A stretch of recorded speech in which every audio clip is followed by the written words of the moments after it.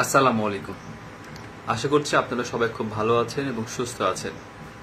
আপনাদের সাথে হাজির হয়েছি অনেক দিন পরে সরাসরি ক্লাস নিয়ে। আমি মেহেদী হাসান। পুরো সময় সাথে পাবো আপনাদের, সে আশাবাদ অবশ্যই ব্যক্ত করছি এবং ক্লাসে আপনাদেরকে তো পাচ্ছি অবশ্যই, পাবো অবশ্যই। আর আজকের নতুন বিষয় নিয়ে আলোচনা করব সম্পূর্ণ, সেটি হচ্ছে বাংলা সাহিত্য এবং ইংলিশ লিটারেচার। বিসিএস এর আপনার যারা গ্রুপটা শেয়ার করেনি ক্লাসটা, তারপর শুরু করি। বাংলা ক্লাস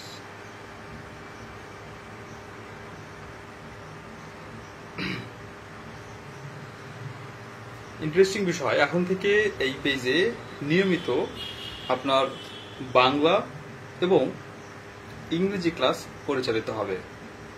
সাধারণ জ্ঞানের ক্লাস তো হয়ই, সাধারণ জ্ঞানের পাশাপাশি বাংলা সাহিত্য, বাংলা ব্যাকরণ এবং ইংলিশ লিটারেচারের নির্দিষ্ট কিছু টপিকস আমি আলোচনা করব আপনাদের সাথে। আশা করছি পুরোটা সময় আপনি আমাদের সাথে থাকবেন, আপনি আমার সাথে থাকবেন যেভাবে এতদিন ছিলেন। সাধারণ জ্ঞানের পাশাপাশি বাংলা এবং ইংলিশ লিটারেচারের জন্য আমি আপনাদের কাছে থাকতে চাই, পাশে থাকতে চাই। যারা যারা গ্রুপে আমার সাথে জয়েন হচ্ছেন তাদেরকে অসংখ্য ধন্যবাদ। আজকে আমরা বাংলা, প্রথমত বিসিএস বাংলা সিলেবাস নিয়ে আলোচনা করবো। বোর্ডে দেখতে পাচ্ছেন সিলেবাসের প্রাথমিক কিছু নম্বর পিএসসি কর্তৃক নির্ধারিত যেটা দেওয়া আছে সেটা লেখা আছে, মান বন্টনটা। এর বাইরে আমরা স্পেসিফিক বাংলা ব্যাকরণিক কোন কোন টপিকস আছে, বাংলা সাহিত্যের মধ্যে কোন কোন টপিকস আছে সে বিষয়গুলো নিয়ে আলোচনা করব। এর বাইরে যেটা করবো সেটা হচ্ছে, এটা বাংলা শেষ করার পরে ইংলিশ লিটারেচার নিয়ে আমরা আলোচনা করব। ইংলিশ লিটারেচারের জন্য বেস্ট যে একটা বই আছে, আমার মনে হয় অনেকেই স্যারের ফ্যান, ডেফিনেটলি আমিও স্যারের ফ্যান, সেটা হচ্ছে a handbook on English literature. এই handbook on English literature Chowdhury Sharif Hossain স্যারের অসম্ভব সুন্দর একটা লিটারেচারের উপরে বই। গত ৩-৪ বছর ধরে এই বইটা আমার কাছে অনেক ভালো লাগে, প্রায় ৩ বছর ধরে এই বইটা আমি নিজে দেখছি। তো এই বই নিয়ে আমরা আলোচনা করব এবং এই বই থেকে আমরা আলোচনা করে পড়ার চেষ্টা করব যে ইংলিশ লিটারেচারের বিষয়ে কিভাবে আমরা অন্তত 15 নম্বরের মধ্যে 10 নম্বর পেতে পারি। যাদের ইংলিশ লিটারেচার নিয়ে খুব সমস্যা, অবশ্যই সাথে থাকবেন। আশা করি আপনারা কিছুটা হলেও উপকৃত হতে পারবেন। অনেকদিন পরে দেখা, আশা করি আপনারা সবাই খুব ভালো আছেন। আসসালামু আলাইকুম। আমার পক্ষ থেকে আপনাদের জন্য সবসময় শুভকামনা থাকে।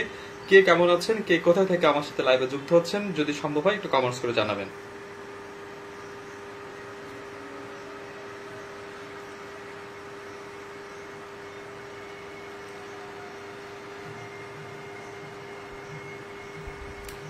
তানজিম হচ্ছে ইন্টারমিডিয়েটে পোলাপান, বিসিএস এর ক্লাসে ঢুকছে কি জন্য? হ্যাঁ,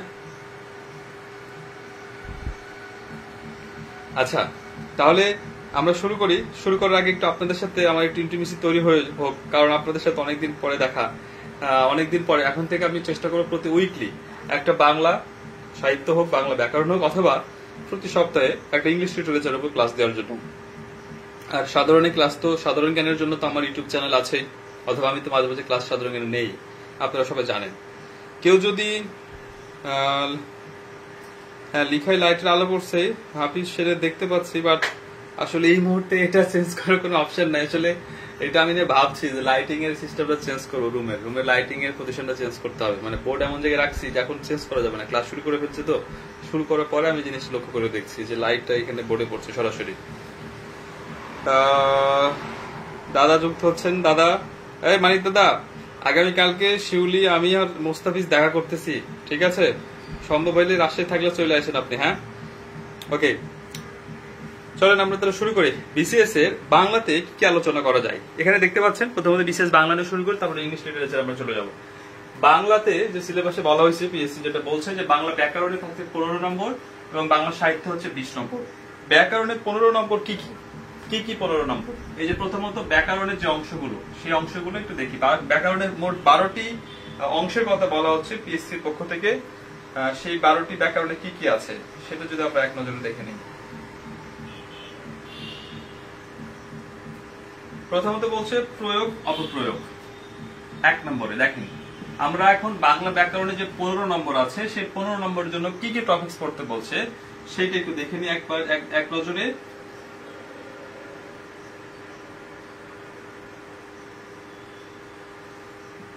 প্রয়োগ অপপ্রয়োগ, প্রয়োগ অপপ্রয়োগ। আচ্ছা, প্রয়োগ অপপ্রয়োগ বিষয়টা কি ধরেন একটু আলোচনা করি আর সামনের দিকে আগাই। হ্যাঁ, প্রয়োগ অপপ্রয়োগ বিষয়টা কি? বিষয়টা হলো এরকম যে আমরা দেখবেন যে যখন বিভিন্ন অফিসে যাই, সেখানে দেখবেন লেখা আছে, অনেক অফিসে লেখা থাকে যে প্রবেশ নিষেধ। এই বাক্যটা কিন্তু ভুল। কেন ভুল? ব্যাকরণগত ভুল। এটা প্রয়োগ অপপ্রয়োগ জনিত ভুল।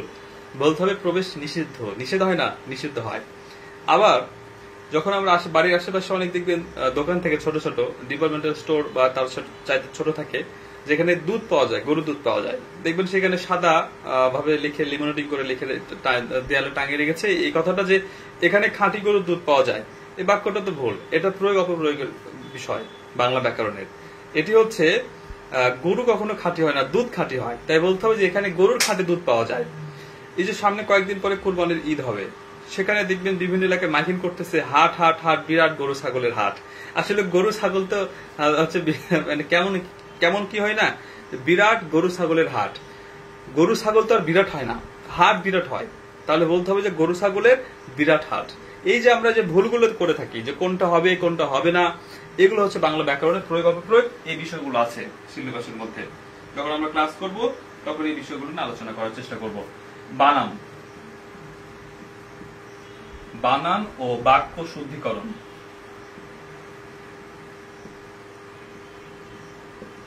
বাংলা ব্যাকরণে বানান খুব গুরুত্বপূর্ণ বিষয়। বানানের মধ্যে দেখবেন আপনাদের নবম দশম শ্রেণীর যে বোর্ড বই আছে, সেখানে নত্যবিধান সত্যবিধান আছে। সত্যবিধান আর নত্যবিধান হচ্ছে মূর্ধন্য নয়ের ব্যবহার, মূর্ধন্য শয়ের ব্যবহার। এর বাইরে বাংলা বানান থেকে প্রতি বছর অবশ্যই 1 নম্বর কমন আসেই, অবশ্যই 1 নম্বর কমন আসবে।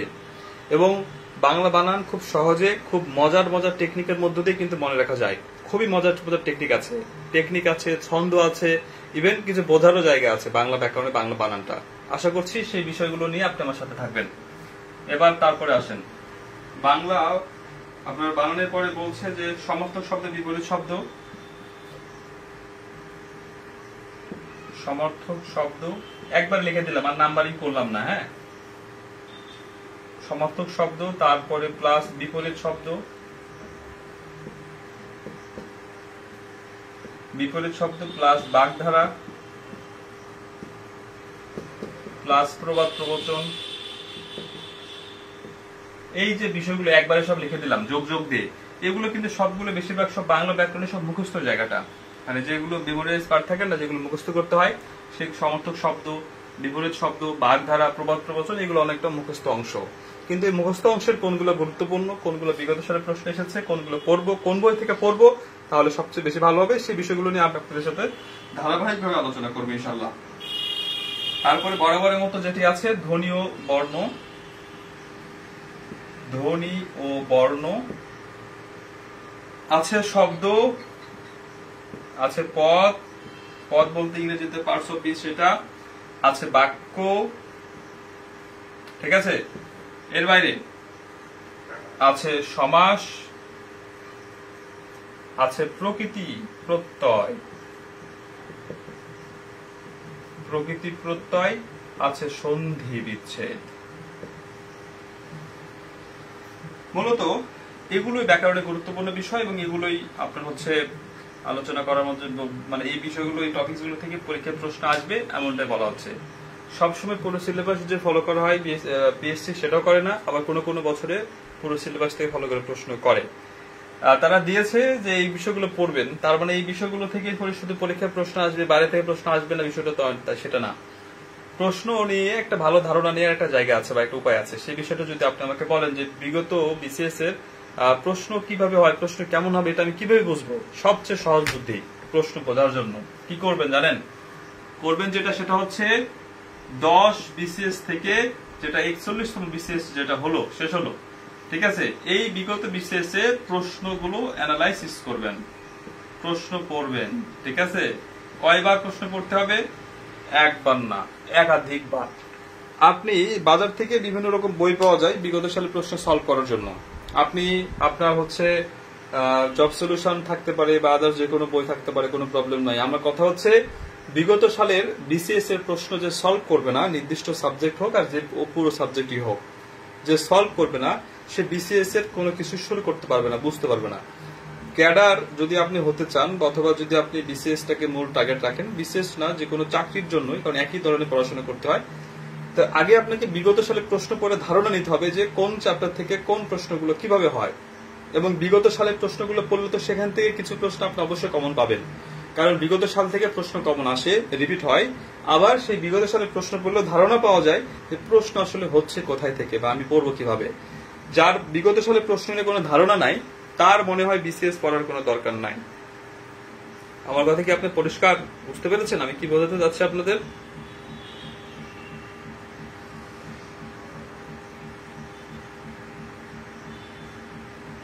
যদি আমার কথা পরিষ্কার বুঝতে পারেন তাহলে তো খুব ভালো, আর যদি বুঝতে না পারেন তাহলে আর বেশি ভালো। খুবই সহজ হিসাব নিকাশ, খারাপ কোনো কিছুতে নাই। খারাপ থাকবে কেন বলেন? আপনি যদি চান নিজে নিজে খারাপ হয়ে যায় তাহলে খারাপ থাকবেন, আদারওয়াইজ আপনি কখনোই খারাপ থাকবেন না। ওই আচ্ছা,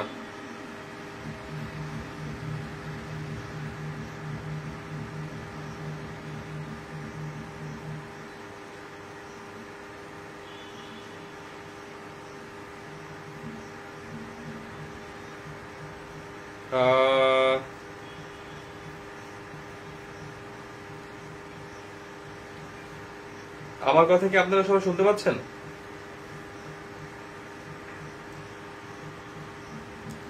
যদি সবাই আমার কথা শুনতে পান তাহলে তো খুব ভালো।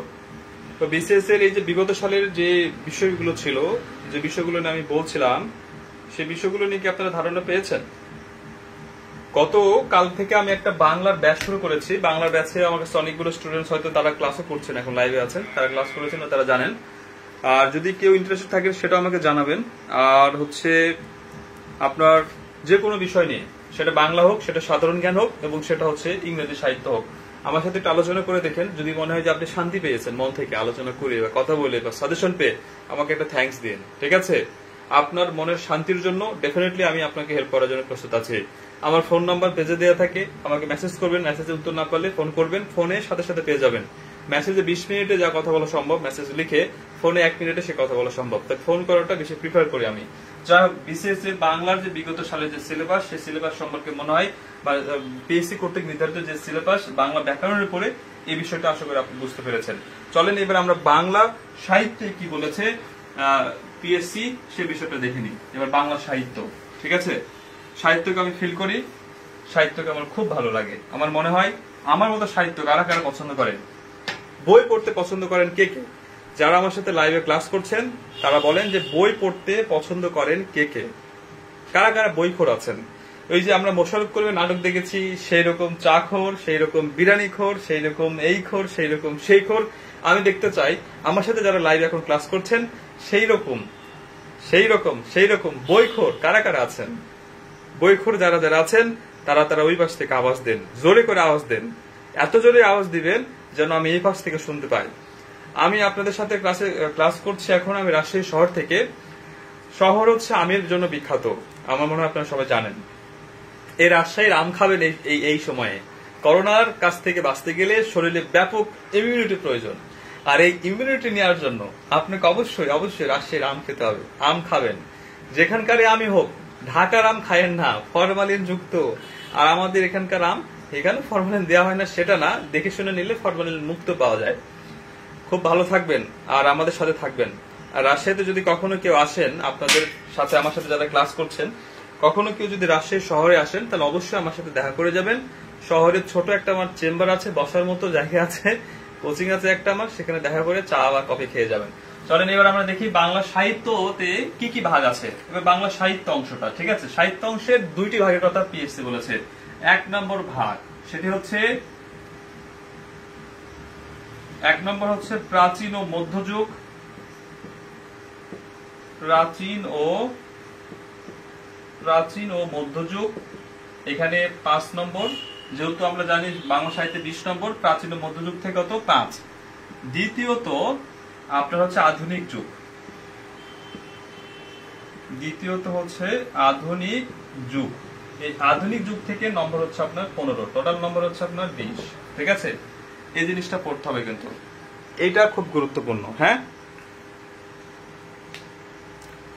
হ্যাঁ হ্যাঁ হ্যাঁ, এই যে যারা যারা বলতেছেন পাঠিয়ে দেন, আমি তো পাঠিয়ে দিব।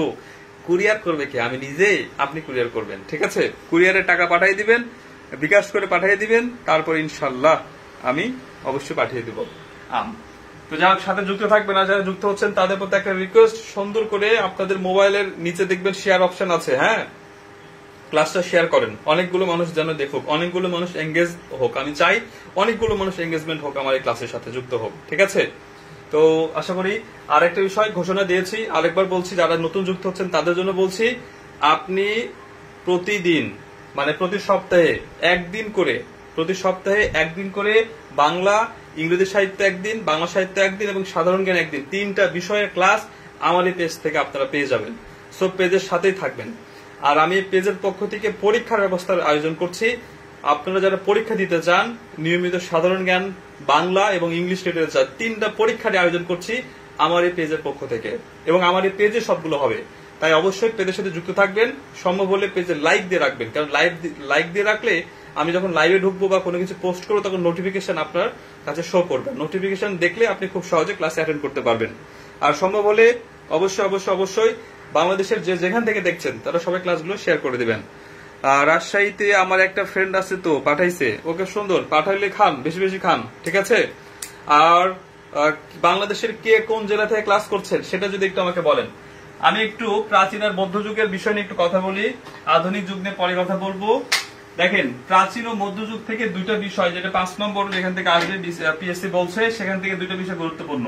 যেমন প্রাচীন যুগের আদি নিদর্শন, মানে বাংলা সাহিত্যের আদি নিদর্শনকে বলা হয় চর্যাপদ, ঠিক আছে? চর্যাপদ, হ্যাঁ, চর্যাপদ উচ্চারণ করলে ভুল হবে, চর্যাপদ নয়, এটি হচ্ছে চর্যাপদ, সঠিক উচ্চারণ। যেমন কক্ষ হয় না কক্ষ হয়, যেমন দক্ষ হয় না দক্ষ হয়, যেমন লক্ষণ হয় না লক্ষণ হয়, যেমন দক্ষতা হয় না দক্ষতা হয়, যেমন জিবা হয় না জিহবা হয়, যেমন আহ্বান হয় না আহ্বান হয়, এই যে কোনটা হয় না, জাহ্নবী হয় না জাহ্নবী হয়, ঠিক আছে না? এই বিষয়গুলো চর্যাপদ, সঠিক উচ্চারণ। বাংলা সাহিত্যের আদি নিদর্শন হচ্ছে এই চর্যাপদ, ঠিক আছে? প্রাচীন যুগ, বাংলা সাহিত্যের যুগ বিভাগের 3টা যুগ পেয়েছি আমরা, প্রাচীন যুগ, মধ্যযুগ আর আধুনিক যুগ। আর মধ্যযুগের এবং আধুনিক যুগের মাঝে যে 1201 থেকে 1350 সাল, এই সময়টাকে 150 বছর, এই 150 বছরের এই সময়টাকে বলা হয় অন্ধকার যুগ। কারণ বলা হয় তুর্কি আক্রমণের কারণে এই সময়ে তেমন একটা সাহিত্য রচিত হয়নি, এই কথা বলা হয়, কিন্তু তারপরে আমরা 2টা সাহিত্য কিন্তু পেয়ে থাকি। সেটি হচ্ছে রামাই পণ্ডিতের শূন্য পুরাণ এবং হলায়ুদ মিশ্রুর শেখ শুভদয়া। এই জিনিস 2টা কিন্তু আমরা পেয়েছিলাম এই প্রাচীন যুগের মধ্যে, প্রাচীন যুগ বলছি, এই অন্ধকার যুগের মধ্যে। যাই হোক, আমরা কথা বলছিলাম প্রাচীন যুগের আদি নিদর্শন, অর্থাৎ বাংলা সাহিত্যের আদি নিদর্শন চর্যাপদ। এই চর্যাপদ কিন্তু আবিষ্কার করেছিলেন ডক্টর হরপ্রসাদ শাস্ত্রী, ঠিক আছে? নেপালের রাজদরবারের রাজগ্রন্থশালা থেকে। পরবর্তীতে এই চর্যাপদ 1916 সালে কলকাতার বঙ্গীয় সাহিত্য পরিষদ থেকে প্রকাশিত হয়। গুরুত্বপূর্ণ বিষয় হচ্ছে চর্যাপদের পদকর্তা যারা আছেন সেই বিষয়টা নিয়ে প্রশ্ন পরীক্ষায় আসে, যে চর্যাপদের মোট পদকর্তা কতজন। কেউ বলে 23 জন, কেউ বলে 24 জন, 2টাই মনে রাখবেন মতান্তরে, ঠিক আছে? 23 অথবা 24 অপশনে যে কোনো একটা থাকবে। আবার প্রশ্ন এখান থেকে হয় যে চর্যাপদের মোট পদ কতটি। চর্যাপদের মোট পদ আমার মনে হয় আপনারা সবাই জানেন, চর্যাপদের মোট পদ হচ্ছে আপনার হচ্ছে 51টি। কতটি? 51টি। পাওয়া গেছে কতটি? পাওয়া গেছে 46.5টি পাওয়া গেছে, 46.5টি পাওয়া গেছে। তাহলে চর্যাপদের পদকর্তা কথা বলছিলাম কত? 23, মতান্তরে 24। চর্যাপদের মোট পদের সংখ্যা 51টি, পাওয়া গেছে 46.5টি, তাই তো? চর্যাপদের প্রবাদ বাক্যের কথা বলছিলাম, চর্যাপদের সেই প্রবাদ বাক্য হচ্ছে মোট 6টি প্রবাদ বাক্য পাওয়া যায় এখানে। চর্যাপদের ভাষা হচ্ছে আলো আধারী ভাষা বা সান্ধ্য ভাষা, ঠিক আছে?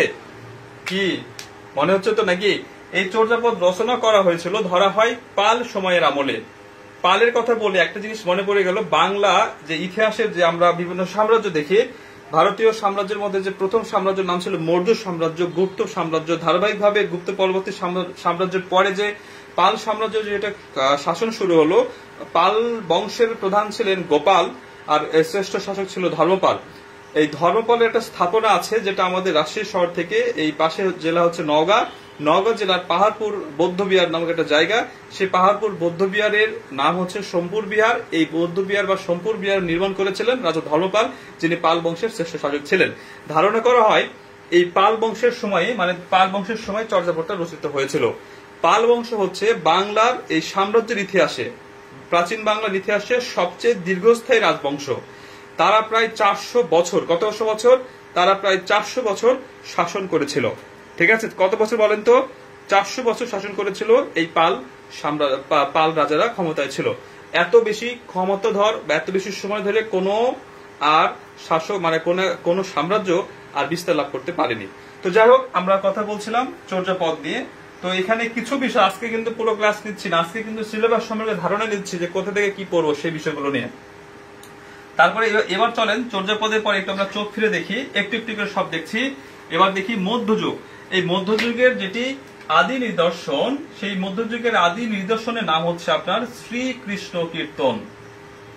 শ্রীকৃষ্ণ কীর্তন, শ্রীকৃষ্ণ কীর্তন। ঠিক আছে, এই মধ্যযুগের আদি নিদর্শন হচ্ছে শ্রীকৃষ্ণ কীর্তন। এই শ্রীকৃষ্ণ কীর্তন 13 খণ্ডে বিভক্ত। কত খণ্ডে? 13 খণ্ডে বিভক্ত। পরীক্ষা কিন্তু এই প্রশ্নটা আসে। এই শ্রীকৃষ্ণ কীর্তনের চরিত্র হচ্ছে রাধা, কৃষ্ণ এবং বরাই। রাধা, কৃষ্ণ এবং বরাই। ইন্টারেস্টিং বিষয় হচ্ছে রাধা এবং কৃষ্ণের প্রেমের যে যিনি দূত ছিলেন তার নাম হচ্ছে বরাই। বরাই হচ্ছে প্রেমের দূত। বরাই কে বলেন তো? বরাই হচ্ছে প্রেমের দূত। কার প্রেমের দূত? রাধা কৃষ্ণের প্রেমের দূত। মানে 3 নম্বর থার্ড পার্টি চিঠিপত্র আনা নেওয়ার কাজ করতেন হচ্ছে এই বরাই। রাধা ছিল আয়ান ঘোষের বউ। কোন ঘোষ? আয়ান ঘোষ। আয়ান ঘোষের বউ হচ্ছে রাধা, আর কৃষ্ণ তাকে পছন্দ করেছিল। যাই হোক, সেই বিষয়ে ইতিহাসের দিকে আমি না যাই। কৃষ্ণের হাতে ছিল বাঁশি, আর সেই বাঁশির সুরে রাধার মন হয়েছিল উতলা পাতলা। বাংলা সিনেমায় দেখবেন যে নায়ক সেই পাহাড়ের উপরে বাঁশি বাজাচ্ছে, নায়িকা ঘরের মধ্যে আর স্থির থাকতে পারে না। বাঁশির সুর শুনে খুঁজতে খুঁজতে খুঁজতে খুঁজতে হচ্ছে একদম দেখবেন যেখানে নায়ক আছে সেখানে নায়িকা চলে গেছে। আমার প্রায় 30 বছর বয়স হয়ে গেল। আমার জীবনটার সাথে দেখি নাই, আশেপাশে আমার মনে হয় না, আমার বাপদাদা অথবা আশেপাশে কারো কাছ থেকে শুনলাম না যে এইরকম নায়ক কেউ থাকলো যে বাঁশি বাজাইলো আর রুম থেকে নায়িকা একেবারে উঠে মানে হচ্ছে খুঁজতে খুঁজতে চলে গেল। বাংলা সিনেমাতে এগুলো সম্ভব।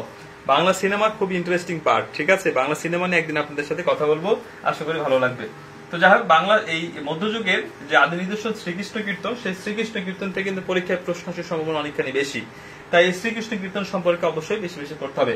শ্রীকৃষ্ণ কীর্তন মূলত রাধা এবং কৃষ্ণের প্রেমের লীলা। কি বলেন তো? রাধা কৃষ্ণের প্রেমের লীলা হচ্ছে এই শ্রীকৃষ্ণ কীর্তন। মনে থাকবে, রাধা কৃষ্ণের প্রেম লীলা হচ্ছে শ্রীকৃষ্ণ কীর্তন কাব্যে মূলত বর্ণনা করা হয়েছে। আর এই শ্রীকৃষ্ণ কীর্তন কাব্য যিনি রচনা করেছেন তিনি হচ্ছেন বড়ু চণ্ডীদাস। আর এই শ্রীকৃষ্ণ কীর্তন কাব্য যিনি খুঁজে পেয়েছেন তিনি হচ্ছেন বসন্ত রঞ্জন দ্বিতীয়তল্লভ। আপনার পশ্চিমবঙ্গের বাঁকুড়া জেলার কাকিল্লা গ্রামের গোয়ালঘর থেকে এই শ্রীকৃষ্ণ কীর্তন কাব্যটি উদ্ধার করেন এই বসন্ত রঞ্জন, এবং পরবর্তীতে যেটি উদ্ধার করা হয় 1909 সালে, এবং এটিও বঙ্গীয় সাহিত্য পরিষদ থেকে 1916 সালে প্রকাশিত হয়। এই একসাথে চর্যাপদ এবং শ্রীকৃষ্ণ কীর্তন 1916 সালে বঙ্গীয় সাহিত্য পরিষদ থেকে প্রকাশিত হয়েছিল। আশা করি এই বিষয়গুলো আপনি অবশ্যই জানেন, অবশ্যই এই বিষয়গুলোর সাথে পরিচিত আছেন। তারপর আমি আপনাদের সাথে শেয়ার করছি। যারা আমার সাথে যুক্ত হয়েছেন তাদেরকে আরেকটা কথা বলি, একটু শেয়ার করেন, ফ্রেন্ড সার্কেলগুলো দেখো। আর যদি কেউ মনে করেন বাংলা সাহিত্য এবং ইংরেজি সাহিত্যের জন্য আমার কাছে ভর্তি হতে চান, অবশ্যই অবশ্যই এবং অবশ্যই জানায়েন। এইবার আসেন আমরা একটু এবার বাংলা সাহিত্যে কি কি থাকবে সেই বিষয়টা নিয়ে অলরেডি আলোচনা করেছি। তার মাঝখানে বলে দিই একটা আমার শর্ট কোর্স শুরু করেছি, হচ্ছে আপনার হচ্ছে বাংলা প্লাস ইংরেজি সাহিত্যের উপরে। ইংরেজি সাহিত্য থেকে আমি ক্লাস নিব হচ্ছে আপনার এখানে 10টি ক্লাস নেওয়া হবে, ইংরেজি সাহিত্য থেকে 10টি ক্লাস, আর বাংলা ক্লাস নেওয়া হবে 35টি। ঠিক আছে, 35টি ক্লাস বাংলা থেকে নেওয়া হবে, বাংলা ব্যাকরণ এবং বাংলা সাহিত্য মিলে। আর হচ্ছে আপনার ইংরেজি সাহিত্য থেকে 10টি ক্লাস নেওয়া হবে। মোট ক্লাস থাকছে আপনার 45টি। আর এই 45টি ক্লাসের জন্য যারা ভর্তি হবেন তাদের জন্য বিশেষ অফার হচ্ছে মাত্র 500 টাকা। মাত্র 500 টাকাতে আপনি এই মোটামুটি এই কোর্সগুলো করে একটা ধারণা নিতে পারেন বিগত সালে বিসিএস এর প্রশ্ন থেকে। যদি কেউ ইন্টারেস্টেড থাকেন তাহলে অবশ্যই আমার সাথে যোগাযোগ করবেন, আমাকে অবশ্যই ফোন অথবা এসএমএস করতে পারেন। আমার মনে হয় ফোন নাম্বার আমরা অনেকে জানেন, তারপর একটু বলে রাখি, পেজে দেওয়া আছে 01786768403। এইটা আমার ফোন নাম্বার। যদি কারো প্রয়োজন হয় অবশ্যই ফোন আমার সাথে যোগাযোগ করে নেবেন। আসেন এবার আমরা আলোচনা করি ইংলিশ লিটারেচার নিয়ে। ইংরেজি সাহিত্য দেখে নেন, আশা করি দেখা হয়ে গেছে। এইবার আসেন আমরা ইংলিশ লিটারেচার নিয়ে আলোচনা করি, ইংরেজি সাহিত্য।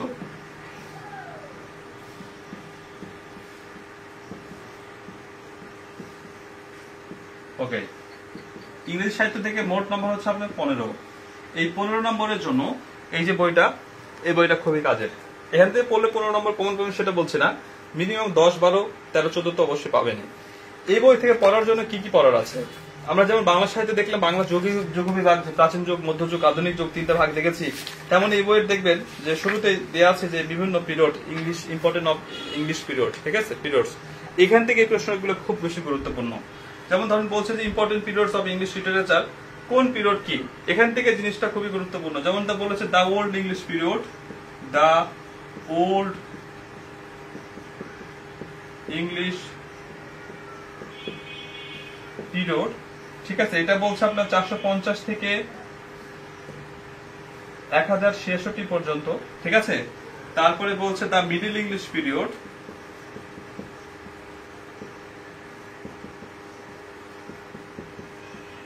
দ্য মিডল ইংলিশ পিরিয়ড, এই সময়টা হচ্ছে 1066 থেকে 1066 থেকে আপনার 1500। ওকে, তারপরে বলছে এগুলোর মধ্যে কিন্তু আরো ভাগ আছে, সে ভাগগুলো আমি পরে বলছি, জাস্ট আমি শুধু হিন্টস দিচ্ছি। হ্যাঁ,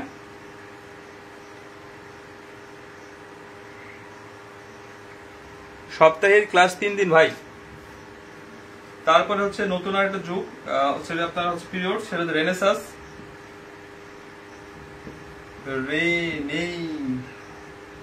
SSANCE। এই রেনেসাস পিরিয়ডের যে সময়কাল সেটা হচ্ছে 1500 থেকে, এই উপরে কি লিখেছে এখানে, 1500 হয়তো 1500, হ্যাঁ, এখানে হচ্ছে আপনার 1500 থেকে 1660, 1500 থেকে 1660। ওকে, এইভাবে। তারপরে পিরিয়ডটা হচ্ছে the new classical period, the new classical period,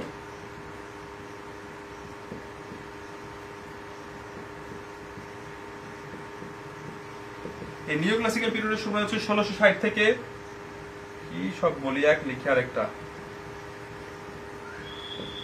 1660 থেকে 1798 বা 98। হ্যাঁ, তারপরে হচ্ছে আপনার সবচেয়ে গুরুত্বপূর্ণ যেটা হচ্ছে রোমান্টিক পিরিয়ড,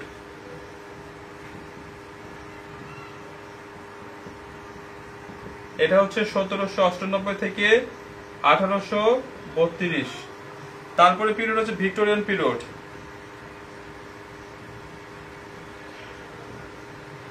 ভিক্টোরিয়ান পিরিয়ড, এই ভিক্টোরিয়ান পিরিয়ডের সময়কাল হচ্ছে 1832 থেকে 1901, ঠিক আছে। তারপরে হচ্ছে আপনার মডার্ন পিরিয়ড, তারপরে পোস্ট মডার্ন পিরিয়ড, এইভাবে আছে, ঠিক আছে। এখন থেকে নিয়মিত ক্লাস আপনার হচ্ছে নিয়মিত ক্লাস হবে প্রতি শুক্রবারে। প্রতি শুক্রবার এখন থেকে আমার এই পেজে মেহেদিস জিকে 1 মিনিট স্কুলে প্রতিদিন শুক্রবারে সপ্তাহে একদিন করে ক্লাস হবে, ফ্রি ক্লাস। এটা আমার পক্ষ থেকে আপনাদের বাংলা সাহিত্য, বাংলা ব্যাকরণ, ইংরেজি সাহিত্য এবং সাধারণ জ্ঞান, 3টা বিষয় নিয়ে আমি আপনাদের সাথে আলোচনা করব ধারাবাহিকভাবে। আশা করছি আপনি আমার সাথে বরাবরের মধ্যে সাথে থাকবেন, যুক্ত থাকবেন। তো এই যে আপনারা প্রথমে যেটা বলছিলাম, ইংরেজি সাহিত্য থেকে 15 নম্বরের জন্য যদি পিরিয়ড গুলো মুখস্থ করেন, কোন সাল থেকে কোন সাল পর্যন্ত কোন ইংরেজি পিরিয়ডটা, তাহলে আপনার 1 নম্বর কমন হয়ে যাবে। এটা কিন্তু মুখস্থ করতে হবে যে দ্য ওল্ড ইংলিশ পিরিয়ডটা হচ্ছে 450 থেকে 1066, দ্য মিডল ইংলিশ পিরিয়ডটা হচ্ছে 1066 থেকে 1500। এইভাবে ধারাবাহিকভাবে কত সাল থেকে কত সাল কোন পিরিয়ড ইংলিশ লিটারেচারের সেইটা মুখস্থ করতে হবে। যদিও রেনেসাস, তারপরে নিউ ক্লাসিক্যাল পিরিয়ডের মধ্যে আবার 4টা করে ভাগ আছে। যেমন রেনেসাস পিরিয়ডের মধ্যে দেওয়া আছে হচ্ছে দ্য প্রিপারেশন অফ রেনেসাস, তারপরে এলিজাবেথান পিরিয়ড, তারপরে হচ্ছে আপনার জ্যাকোবিয়ান পিরিয়ড, ক্যারোলাইন পিরিয়ড, তারপরে আছে হচ্ছে আপনার কমনওয়েলথ পিরিয়ড। এই বিষয়গুলো কিন্তু হচ্ছে আপনার এই রেনেসাসের মধ্যে আছে। আবার নিও ক্লাসিক্যাল পিরিয়ডের মধ্যে কিন্তু আরো ভাগ আছে, the restoration period, the Augustine period এবং দ্য এজ অফ সেন্সিবিলিটি। এগুলো নিও ক্লাসিক্যাল পিরিয়ডের মধ্যে আমরা পেয়েছি। আমরা রোমান্টিক পিরিয়ড, যে রোমান্টিক পিরিয়ড ইংলিশ লিটারেচারকে আমার কাছে পড়তে এই জায়গাটাতে খুব ভালো লাগে। এই যে আপনার লিরিক্যাল ব্যালাডস যেটা আমরা বলি, ব্যালাডস যেটা বলছি, যে আপনার হচ্ছে যিনি লিখেছেন দুজন মিলে, এস টি কোলরিজ এবং উইলিয়াম ওয়ার্ডসওয়ার্থ। এর বাইরে পিবি শেলি, এবং রোমান্টিক পিরিয়ডে যারা লেখক আছেন তারা খুবই গুরুত্বপূর্ণ, তাদের এখান থেকে পরীক্ষা প্রশ্ন আসে। আমরা শুধু এই সাল মুখস্থ করব আর পিরিয়ডের মানে টাইম, কোন সাল থেকে কোন সাল কোন পিরিয়ড, এটা মুখস্থ করতে হবে প্রথমত। তারপরে আমরা দেখবো যে সেই পিরিয়ডের মধ্যে কারা কারা বিখ্যাত লেখক ছিল। লেখক দেখার পরে দেখবো তাদের বিখ্যাত বিখ্যাত নোভেল, তাদের পোয়েম, তাদের ড্রামা থাকলে সে ড্রামা, সবকিছু, বা কোনো ট্র্যাজেডি থাকলে সেটা, সবকিছু আমরা আস্তে আস্তে ধারাবাহিকভাবে দেখবো, সবকিছু দেখবো। তবে তার জন্য আপনাদের সহযোগিতা এবং ভালোবাসা অবশ্যই আমি প্রত্যাশা করি। আজকে আপনাদেরকে ধারণা দেয় আমার মূল কাজ ছিল। আশা করছি বাংলা বিসিএস এর বিগত সালের সিলেবাস সম্পর্কে ধারণা পেয়েছেন এবং ইংরেজি সাহিত্য নিয়ে আমার ভালোবাসা, ইংরেজি সাহিত্যটা হচ্ছে ভালো লাগা, ঠিক আছে? ভালো লাগা থেকে আমি যদি কিছু নতুন নতুন দিতে পারি, বিশেষ করে যেমন ধরেন রাইটারদের যেগুলো নোভেল, যেগুলো পোয়েম, যেগুলো ড্রামা, সেগুলো মুখস্থ করার জন্য আমার কাছে কিছু টেকনিক আছে, ইউনিক টেকনিক, যে টেকনিক দিয়ে এগুলো আপনার মুখস্থ করতে সুবিধা হবে। সেজন্যই মূলত আপনাদের সাথে এই বিষয়গুলো শেয়ার করতে আমি এসেছি, এর বেশি কোনো কিছুই নয় আর কি। দেখা গেল যে আমার কাছে যা আছে সেটা যদি আপনাকে দেই, তাহলে আপনি যতটুকু সমৃদ্ধ হয়েছেন তার চেয়ে তার একটু বেশি সমৃদ্ধ হতে পারেন। এটা মূলত হচ্ছে আমার মূলত টার্গেট, ঠিক আছে?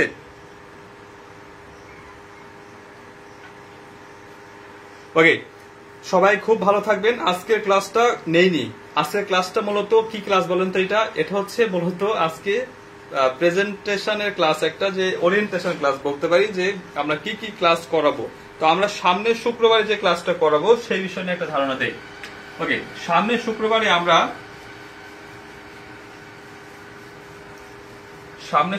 আমরা আপনার হচ্ছে বাংলা ব্যাকরণ দিয়ে একটা ক্লাস শুরু করব, ঠিক আছে? নেক্সট শুক্রবারে ক্লাস হচ্ছে, আশা করি সবাই সাথে থাকবেন। নেক্সট ক্লাস, নেক্সট ফ্রাইডেতে ক্লাস, সেটা হচ্ছে আপনার শব্দের শ্রেণী বিভাগ। শব্দের শ্রেণী বিভাগে আমরা দেখেছি যে শব্দ উচ্চগতভাবে 5 প্রকার, শব্দ অর্থগতভাবে আপনার 3 প্রকার, শব্দ গঠনগতভাবে শব্দ 2 প্রকার। যেমন গঠনগতভাবে শব্দের 2 প্রকারের মধ্যে প্রকারভেদ হচ্ছে মৌলিক শব্দ আর সদিত শব্দ। তারপর আমরা দেখেছি যে যেটা অর্থগতভাবে শব্দ 3 প্রকার, অর্থগতভাবে কি 3 প্রকার, যৌগিক শব্দ, রূঢ়ি শব্দ, যোগরূঢ় শব্দ। তারপর আমরা জানি যে শব্দ উচ্চগতভাবে 5 প্রকার, সেই 5 প্রকারটা হচ্ছে তৎসম শব্দ, অর্ধ তৎসম শব্দ, তদ্ভব শব্দ, দেশি শব্দ এবং বিদেশি শব্দ। এই যে ক্লাসিফিকেশন শব্দের, এবং এই ক্লাসিফিকেশনের মধ্যে কোন শব্দ কিভাবে মুখস্থ রাখবেন, এখানকারও কিছু ইউনিক টেকনিক আছে আমার। যেমন ধরেন রূঢ়ি শব্দ পরীক্ষায় প্রায় আসে, এই রূঢ়ি শব্দ মনে রাখার জন্য আমি একটা টেকনিক বের করেছি। রূঢ়ি শব্দ মনে রাখার জন্য আমি বলি এইভাবে যে প্রবীণ জ্যাঠামশাই পাঞ্জাবি পরে হস্তিনাপুর থেকে আগত অতিথিকে মাথায় তেল দিয়ে বাঁশি বাজিয়ে সন্দেশ খেতে দিল। আমি আরেকবার বলি শোনেন, রূঢ়ি শব্দ মনে রাখার মজার টেকনিক। আজকের ক্লাস, নেক্সট ক্লাস তো এটা হবে, বাট আজকে শুনে রাখেন, একটু লিখে নেবেন আশা করি। রূঢ়ি শব্দ মনে রাখবেন কিভাবে? প্রবীণ জ্যাঠামশাই পাঞ্জাবি পরে হস্তিনাপুর থেকে আগত অতিথিকে মাথায় তেল দিয়ে বাঁশি বাজিয়ে সন্দেশ খেতে দিল। তেল, বাঁশি, সন্দেশ, প্রবীণ, জ্যাঠা, হস্তি, পাঞ্জাবি, সবগুলো শব্দ হচ্ছে রূঢ়ি শব্দ। আবার যোগরূঢ় শব্দ আপনি মনে রাখবেন কিভাবে? বাংলা যে ব্যাকরণ বই, নবম দশম শ্রেণীর বোর্ড বইটা মূলত আমি ফলো করি এবং এটাই বোর্ড পড়তে বলবো ভবিষ্যতে আপনাদেরকে, যে নবম দশম শ্রেণীর যে একাডেমিক যে বোর্ড বইটা আছে, সেই বোর্ড বইটা বাংলা ব্যাকরণের জন্য আপনারা পড়বেন। আমরা লাস্ট 41 বিসিএস এর যে প্রশ্ন হয়েছিল বাংলা ব্যাকরণের, সেই প্রশ্নগুলো আপনি দেখবেন, আর বিগত সালের প্রশ্ন দেখবেন, আর হচ্ছে বাংলা ব্যাকরণ যেটা 9-10 এর সেই বইটা খুলে দেখবেন যে অনেকখানি মিল আছে।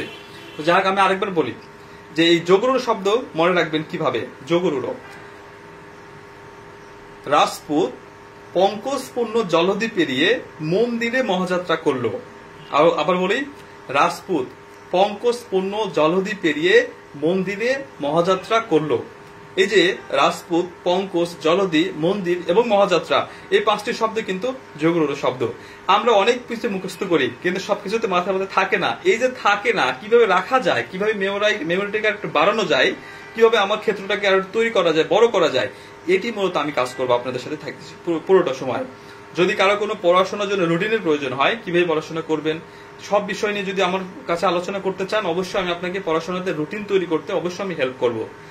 ভালোবাসা রাখবেন, ভালোবাসার উপর আসলে কোনো কিছু নাই। মানুষের ভালোবাসাটা সবচেয়ে বড় বিষয়, বড় পাওয়া। এই যে সারা বাংলাদেশ থেকে আমাকে অনেকে ক্লাস দেখেন, আমার চ্যানেলে অনেক সাবস্ক্রাইবার, হাজার হাজার সাবস্ক্রাইবার আমার চ্যানেলে।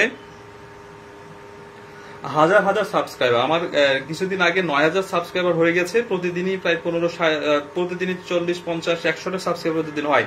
এই কারা করে আমি জানি না। আমার ফেসবুকে আমি কখনো খুব একটা বলিও না যে আমার চ্যানেলকে সাবস্ক্রাইব করেন, ঠিক আছে, কিন্তু অটোমেটিক্যালি হয়। তা আল্লাহ চাইলে সবকিছু সম্ভব। এই যে ভালোবাসা দিচ্ছেন, এই ভালোবাসার প্রতিদান আমি দিতে চাই, এবং যদি আমি আপনাদের কোনো কাজে লাগতে পারি, যদি কোনো উপকারে আসতে পারি, নিজেকে ধন্য বলে মনে করব। মানুষ তো মরে যাবে, আমি তো মারাই যাব, কিন্তু মারা যাওয়ার আগে কিছু কাজ করে যেতে চাই, যে কাজের মধ্য দিয়ে সারা জীবন আমি পৃথিবীতে অমর হয়ে থাকতে চাই। কারণ আমাদের একটা লিমিটেশন আয়ু পৃথিবীতে নিয়ে আমরা সবাই এসেছি। আমার জন্য দোয়া করবেন। আমি আপনাদের জন্য মন থেকে দোয়া করি, অন্তরের অন্তঃস্থল থেকে দোয়া করি।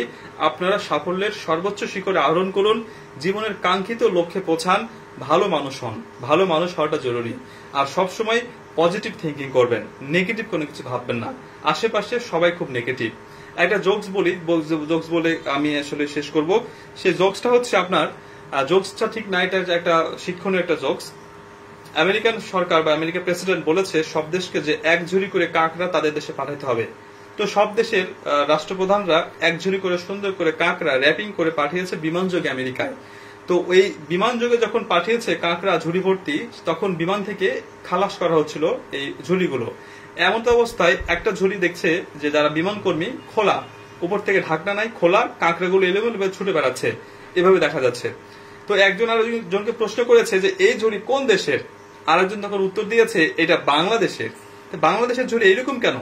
তখন প্রশ্ন করেছে, এটা উত্তর দিয়েছে যে ওই দেশের মানুষ যেমন, কাঁকড়াও তেমন। তখন আবার এই লোকটা প্রশ্ন করেছে ওই দেশের মানুষ কেমন? তখন আরেকজন বলছে ওই দেশের মানুষ এমন, যদি কেউ সাফল্য অর্জন করে ভালো কিছু করে উপরে উঠতে চায়, তাহলে তার দুই পা ধরে নিচে নামানোর জন্য সব সময় দুই পায়ের নিচে দুইজন মানুষ অপেক্ষা করে। মানে আপনি ভালো কিছু করে সাফল্য উপরের দিকে উঠবেন, আপনাকে নামানোর জন্য দুইজন সবসময় রেডি আছে, আপনাকে উপরে উঠতে দিবেই না। তো ওই দেশের মতো কাঁকড়ার স্বভাব হয়েছে। কোন কাঁকড়া যখন উপরে উঠার চেষ্টা করেছে, তখনই বাকি দুইটা কাঁকড়া এসে পা ধরে নামিয়ে দিয়েছে। সুতরাং কোন কাঁকড়া উপরে উঠতেও পারে নাই, ঝুড়ির উপরে ঢাকনার দরকারও হয় নাই। মোরাল অফ দ্য স্টোরি কি? মোরাল অফ দ্য স্টোরি হচ্ছে আমাদের আশেপাশে উৎসাহ দেওয়ার চাইতে নিরুৎসাহিত করার মানুষের সংখ্যাটা অনেক বেশি। তাই অবশ্যই নিজের কনফিডেন্স নিজে বাড়াবেন। মানুষের কথা শুনে বিভ্রান্ত হওয়ার দরকার নাই।